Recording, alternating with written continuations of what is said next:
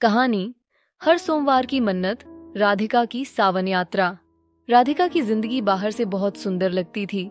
एक सजे धजे घर की सलीकीदार बहू, हर रिश्ते में नमी, हर बात में मिठास। लेकिन भीतर बहुत कुछ अधूरा था।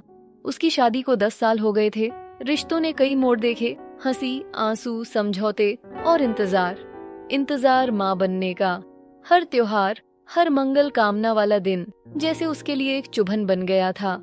सावन आता तो मोहल्ले की औरतें हरे सूट पहनकर भोले बाबा के गीत गाती, मंदिर जाती और मन्नतें मांगती। राधिका भी जाती थी, पर उसकी मन्नतें अब शब्दों में नहीं रहती थीं, बस आंखों से चुपचाप बहती थीं।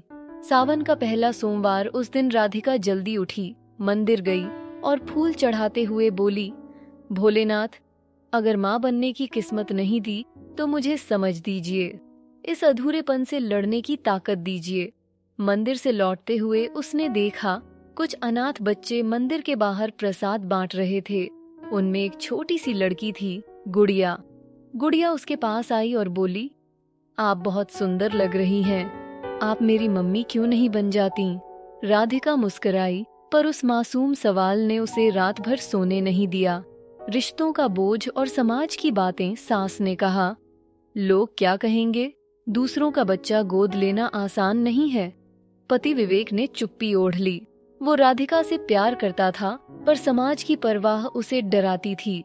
राधिका कई रातें अकेले रोई। फिर उसने तय किया, अब मैं हर सोमवार मन्नत नहीं, खुद से मुलाकात करने जाऊंगी। हर सोमवार वो मंदिर जाती, फिर अनाथ आश्रम। वहां की बच्चियों को कहानियां सुनाती, राखियां बनवाती, गीत सिखाती। धीरे धीरे उसके जीवन का खालीपन भरने लगा। गुड़िया और राधिका का रिश्ता। गुड़िया अब उसे मम्मा कहकर बुलाती थी, खेल में, नींद में और प्रार्थना में। एक दिन गुड़िया बीमार हो गई। बुखार में वो राधिका का हाथ पकड़कर बोली, मम्मा, आप मुझे छोड़ोगी तो नहीं ना? राधिका का दिल कांप गया। उस रात उसने पति से कहा, मैं अब अधूरी नहीं रहना चाहती, तुम साथ दो या ना दो, पर मैं अब इस रिश्ते को नाम देना चाहती हूँ। सावन का आखिरी सोमवार और नई शुरुआत। उस सोमवार राधिका हरे रंग की साड़ी पहनकर मंदिर नहीं गई, वो कोर्ट गई। गुड़िया को कानूनी रूप से गोद लिया। मंदिर की घंटियों की गूंज अब उसके घर में गूंजती थी, गुड़िया की हंसी के रूप में।